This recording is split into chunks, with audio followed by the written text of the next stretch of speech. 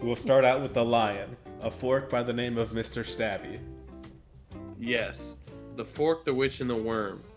So, this is a short story continuation of. It's been a year since the last Inheritance book, Inheritance. Yes.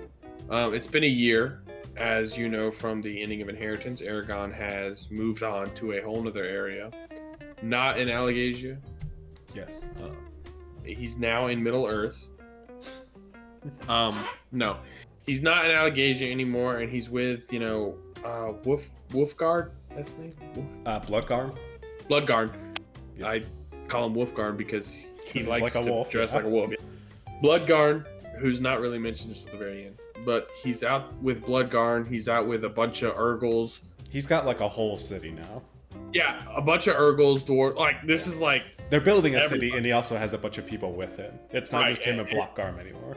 Yeah, it's not just one. It's elves, it's humans, it's Urgles, it's dwarves, it's all of them in one city. So we get chapter 1. Aragon's all depressed. They call him a little chubby, don't they? Like he hasn't really fought anything or practiced, so he's getting kind of fat. He's not constantly fighting for his life anymore. Right. So he's putting on a little bit of weight, but he's also building a bunch of stuff. It's a healthy weight. Yeah, it's healthy weight. Because I'm not fighting for my life weight. Yeah, I'm not fighting for my life and eating moldy bread because we're always on the road. Yeah. So he's kind of depressed because he doesn't really, nothing really is happening. The eggs that he got the eggs aren't hatching. Yeah. There's no other new writers.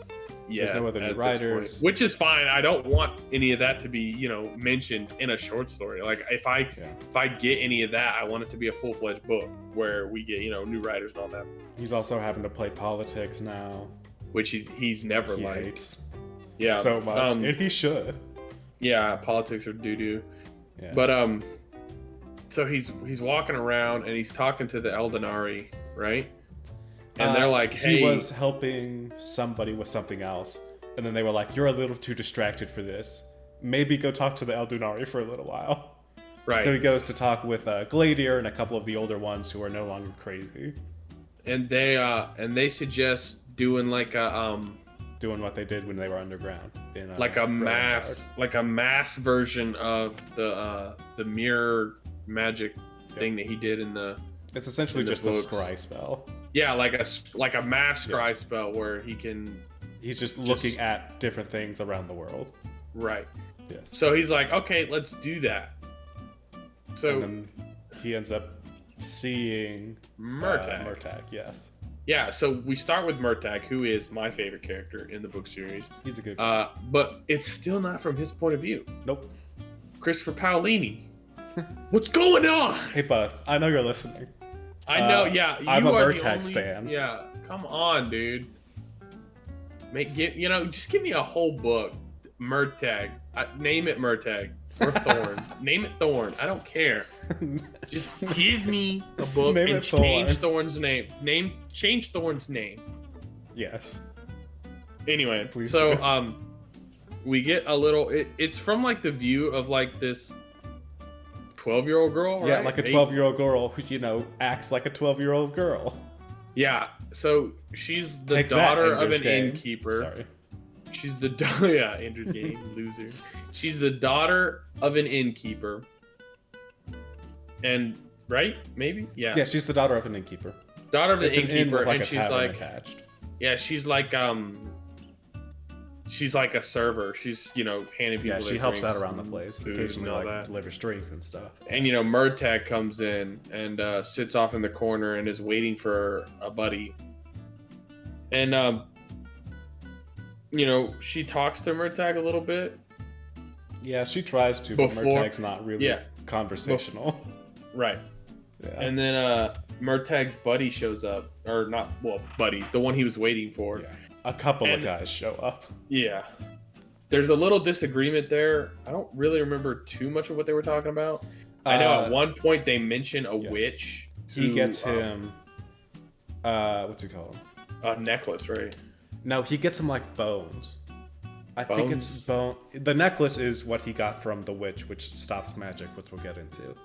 He's Okay. getting him like bones. I think it's remains from Rowengard or somewhere else. Just like some intensely magical place where something bad happened, and Murtag's doing like serious investigation into it. However, it's super dangerous and it's like sort of illegal to go there, so he's hiring some less than Shady people here. yeah, he's hiring some shady folks in order to try and get a hold of some of the stuff that was in the area. They go to deliver, and then they Get figure angry. if he's and got they're a like, fair "You're bit of cheating." coin, he should have significantly more coin as well. Right, which Yeah. I don't know where they got that, but that's what they come up with. So they attack him, and Murtagh kills them all with a fork. Yeah. Murtagh tries to cast a few spells, but nothing happens, and that's when they're like, oh, we've got this witch who can stop your ancient language. Right. And Murtagh is like filing that one away. Yeah, he's like, okay, and then just and kills then them he all with enchants a a fork instead. and murders everybody. Yeah, he kills everybody, and then proceeds to give the fork to the. And this is all from Yes. the view of a 12-year-old Yes, girl. She's yes. all like watching this unfold. She's like Which running in like is- underneath tables, trying to get out of the way as there's this big fight going on. Right. At one point, some dude tries to hurt her and tries to hurt her mother, and like the fork comes screaming out of nowhere and gets embedded in the dude's face. Right. Because Murtagh ain't letting nobody mess with this kid and her parents. And then it ends, and Murtagh like pulls the fork out of the side of some dude's head and cleans it off and gives it to the little girl. He's like, and the fork at this point basically is He enchanted it to like be, an elf blade, like, so unbreakable. it's Yes. unbreakable. It'll never dull or whatever. Yeah, it'll never dull. Uh, It's very sharp. And the And he little, gives it to the the kid. little girl's like, oh, this is Mr. Stabby now. He gives it to the kid, and he's like, it's a magical weapon now, so that means it needs a name. And she calls it Mr. Stabby. And then it hard cuts back to Aragon and the Eldunari. Well, see, the thing is, let's talk about this chat real quick. I think that little girl should show up in the next book with Mr. Stabby. I think it's her. It's The Angela. next dragon book is her. Her and her dragon. The And next book Mr. is called Stabby. Mr. Stabby. The The next book is dragon called Mr. called Stabby. Mr. Stabby. Yeah, It's Thorn's still a name better name changes to than Mr. Thorn. Stabby. Anyways. So yeah, then it hard cuts back to Aragon. He's like, maybe I should do something about that, and then Yeah. proceeds not to do anything. He's like, weird. I'll have to call someone about this. Yeah, he's like, maybe I should go help Murtagh. Nah. Yep. Yeah. So then, he gets a surprise visit from Angela and Elva. Yes. who is still a bitch. Yep. She's like a year older and still working hard. Right. And then Angela offers Angela comes to him so that she can and Elva get help. so with she can Elva. get Elva to talk to the dragons. She's thinking that Elva's a little bit of a handful for Angela right now. So she's like, maybe if I let her talk to some of the crazy and normal dragons, that'll help mellow her out. Right. And it's in the process while she's there that she hands over some of the papers to the book, like her biography that she's been writing. About Which gives us just enough information gives us about Angela to keep the us wanting tiniest snippet from the beginning of her life, and then the tiniest snippet from her time and with Elva, Elva's, and then yeah. that's it. more. There was something about a door. It's been a minute since I've Yes. read it. It's at the beginning of her life where she talks about the dude Aragon had met, who was her teacher, Yeah. and her like pouring through his library, like accessing all of this ancient knowledge, like Wasn't there figuring something out like that a the world is round and that she could like use spells to enhance her sight so she could see a whole mess of stars and stuff. Wasn't it gets there like really a trippy. portal door? Don't I remember reading something like that? I think so. I don't know if it's like a literal one or if it's just like one in her mind that like stepping through it allowed her to see like this whole mess of stuff. But she has access to a vast amount of very ancient knowledge. Right. And that's like a snippet of how she got access to a lot of it. Right. And then it cuts to her walking he's around with done Elva. reading it, after he's done reading that, he goes to talk to Elva, and it cuts before we can get anything. So far, what this book has done has just made me want more. Yeah. It just I He want to know sets- everything about Angela. I want to know. I want to know happened what to he Mr. said Sapien. to El. I want to know what he said to Elva. I want to know everything that Murtag's been up to. You know, Yeah. Fuck you, Christopher Pauline. Hey man, Write love this your book, books. You suck. Yeah, You're dude, the come on, worst. hurry up. I Stop want a wasting new time book. with good sci-fi. Give me dragons. Yeah, put the stars to sleep in a sea of stars down. Okay, it's good so far, but you've already, you've made me hungry for more Aragon with that little Fork the Witch and the Worm stunt you pulled. How dare you? I know. You know what you're doing. You know who Yes. you are. You know what you're doing, and you're doing it good. A menace So to stop. society, this Christopher. So then Aragon goes and talks to the Urgles, and they basically One of the dwarves dies. One of the tunnels that they're building underneath the new city that they're making collapses, and one of the dwarves dies before Aragon can show up to help out. So they hold a whole funeral, and then afterwards, like a bunch of the Urgles are around fire pits, like singing songs and having a merry old time, and Aragon shows up to figure out what's going on because everybody else is kind of upset that somebody died, and the Urgles are like, oh no, this is just how we celebrate death. Yeah, Urgles are like, we celebrate death and all that. So it's kind of they start sharing a drink with Aragon, and then they offer to tell him one of their old stories. And this is actually a really, a good story. And then it's the majority of the book. Yeah, it is a very big part of the book. Yeah. It's basically about this girl Urgle who, whose name I don't know. Her father dies to a dragon. The dragon perches on the closest mountain to their village and just terrorizes them, every so often or whatever. She eventually, after trying to kill the dragon unsuccessfully a couple of times, the dragon never acknowledges her. It just like blows her off, and she ends up getting hurt, which in the just process. fuels her fire. Yeah. So eventually she becomes like a shaman. Or this a is a traveling magic shaman user. who visits their village. She makes a deal with him. Like, they make a bet. She wins the bet, and so he has to teach her about the ancient language. So he does. It's years later. She gets her own little house because she's now the shaman of the village. She inherits his staff. Mm-hmm. She tries to kill the dragon again now that she knows magic. Fails. And the dragon, basically snores. I think it was like snoring, and like the air from his nostrils blew her down the cliff or whatever. So, and then she breaks her leg or something like that. She gets hurt a couple of times trying to kill the dragon. So then she decides that the lake is frozen, so she's gonna try and get the dragon to land on the lake, and then it'll break, and then she'll use her magic to bring more water and drown the dragon or whatever. There's a river flowing nearby to the dragon, and one of the dragon's favorite haunts is nearby this lake. What's it called? Nearby this lake, because there's a lot of fauna and all that move through there. Like, a lot of deer come to drink there, so the dragon frequents it often. So she was gonna build she built a really big dam with a bunch of rocks, and that lowered the levels of the lake. And then the plan was to catch the dragon when it's coming down looking for blow up the dam. Yeah, to blow up the dam, and then a whole massive water will come down and kill the dragon. Yeah, which sounds like a dumb plan. In all At the very honesty, least, it's supposed to incapacitate the dragon so she can kill the dragon. We know not all of her plans have been good plans. So Urgles aren't the smartest bunch. Yes. She's good at magic, but she's not the Well, smartest. hearing this story surprised me that there was even Urgles who could use magic.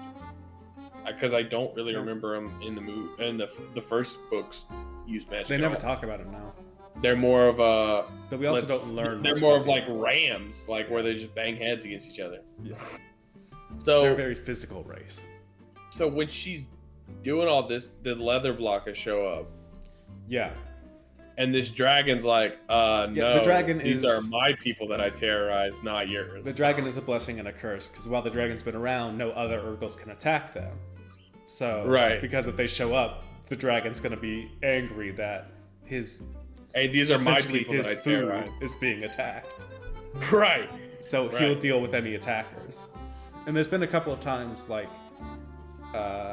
it's when the leather blockers show up that she carries the horn, like her father's horn, and uses it to alert the dragon that these things are attacking them and they can't stop them because magic doesn't work. And the against dragon ends up actually being her only hope to save the village. Yes. So the thing that she's wanted to get rid of so long comes in clutch and saves them after a long, drawn out battle. And this dragon, like, I can only imagine how big these leather blocker are, because this dragon is described as huge, like the biggest dragon of all time. Yeah. It curled it's not up the biggest around dragon a of all mountain. time, but it's big. It curled up around a mountain, and we saw both the head and the tail. So, like, it's a huge dragon. It's a big boy. And these leather blocker are holding their own.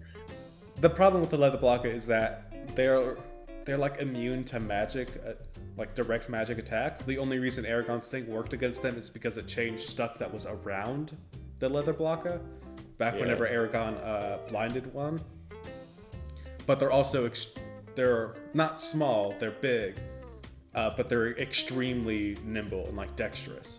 So where the big dragon can like swing its claws and try to bite at them, they can like dart around its hide and like stab it a bunch of times with their beaks and stuff like that.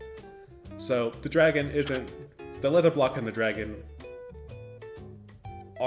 it's not like a guaranteed one side will win, but two leather blocker versus a dragon is a bad time for a dragon. Yeah. So what's her name comes in and helps the dragon fight the leather blocker though. She tries to cast spells with the leather blocker, but nothing happens. So when the dragon and the leather blocker find themselves in that lake that she had dried up, she blows up the dam. She sacrifices her one chance of probably killing the dragon and decides to use it to try and take down the leather blocker. So she undoes the thing, a whole mountain's worth of water comes down. It incapacitates the dragon and the leather blocker, but the leather blocker get back up first. So she has to choose to either save the dragon or like save the dragon for long enough that it can get back up and finish off the leather blocker, or to let the leather blocker kill the dragon and then probably kill her village. So she goes over, helps out the dragon, and then the dragon eventually gets back up and kills the leather blocker.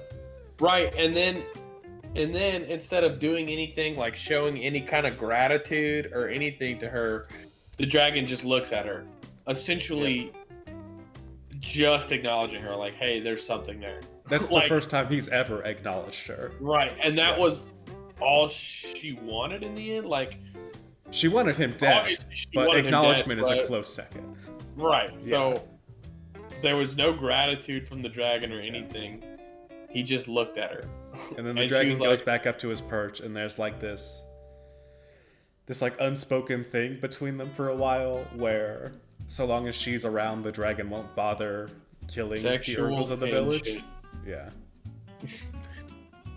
Right, and it was like a parable for the Urgles. It was like their little legend or whatever, and they were like, the moral of the story is you're not gonna win every fight, or something like that.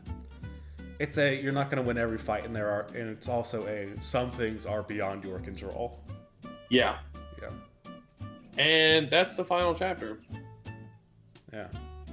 So it's not long, but it's good. The second main character of the first quadrilogy didn't even show up. I'm okay with that. I'm fine with it. Well, I feel like it's only been 1 year. He's got 4 more before he can call her back. No, I'm talking about Roran. Roran never showed up either. Well, okay, there was I'm perfectly okay with that. Well, they know how we feel about Roran if they're following along. But they never showed what's her name, Arya. Yeah. Which, I get, but I mean, they should have mentioned something about her. I mean, assumedly they have some contact because he's like constantly having to talk to the leaders of all of the different groups. Oh, Murtagh saw that little grass boat. Yeah, Murtagh also sees the grass boat. Yes. The grass boat, which is like, oh, okay, there's a grass boat. We're gonna hear about Arya this book. No. The grass boat got more screen time than Arya. True. What a good boat. I know, but we didn't hear anything about Roran or Arya. I mean, it's been a year. All that Roran would have done is like moved back to Palancar Valley. Boring. Imagine leaving your home, becoming a war hero, and then just going back. Yeah. Arya, meanwhile, is training a whole dragon and leading a whole people. Her dragon's big, so they're just kind of like hanging out, and also she's the queen of the elves, so. So at the end of the book, at the end of the overall war, Aragon is like 17, right? Yeah, he's like 17 or 18. And then from the end of the war to the end of Inheritance is another year. Yeah. And then from there to so from there to here is another year. So Aragon is like 21, 22. Which would make early 20s. Which would make Roran mid 20s. Yeah. Which is insane to think about. Yep. But again, so basically Aragon was on the cusp of being believable for me. Yeah, because he wasn't. He was a bit of a boy when he started. But this book just made me want more. So it did its job. It did it very well. I think my favorite was the Urgle chapter. I really like that one. Yeah, I'll try that one again. Christopher Paolini does a very good job of painting a story. He's a good author, yes. But he's also really good at showing things from other people's point of view. Like the Saphir chapters are some of the best chapters. And hearing about the Urgles and hearing about Angela and how she sees the world and how they see the world, it's always supremely. Or even from that little girl's point of view, she sees everything very differently than other people do. Yeah. Right. I can only imagine how that chapter would have gone if it was from Murtag's point of view. Probably a lot differently. We'd have more information about what he's trying to do, but that's about it. Yeah, and I'm assuming Christopher Paolini didn't want us to have that information. That's why he didn't have it through Murtag's point of view. Because I'm assuming during that battle that he had at the thing, he was talking to Thorn. He's like, Oh, yeah. Thorn was somewhere. He also didn't have Zarok, which means he left his sword with Thorn. Right, which so is why Thorn's he used close by. Mr. Stabby. Right, so Thorn's close by, so I'm assuming if we had that chapter through Murtag's point of view, we would have learned more about what he was thinking at that point. Which I'm sure in another book, if it's about Murtag, I'm sure we'll learn more. Yeah. Probably not. He probably just lets Murtag go and never talks about him again. The problem is, I want Murtag and what's her name, Naswada, to get together. Yeah, but Naswada will die, and Murtag won't. Yeah. Naswada's also like mid-20s at this point. Right, and I don't want Naswada to be a dragon rider, because then at that point, everybody would be a dragon rider. But I also don't want Naswada to die. Yeah, she was cool. I'm getting teary-eyed. I'm gonna cry. I know. But yeah, that's The Fourth Witch and the Worm. It did its job. It makes me want more. And it Very good book.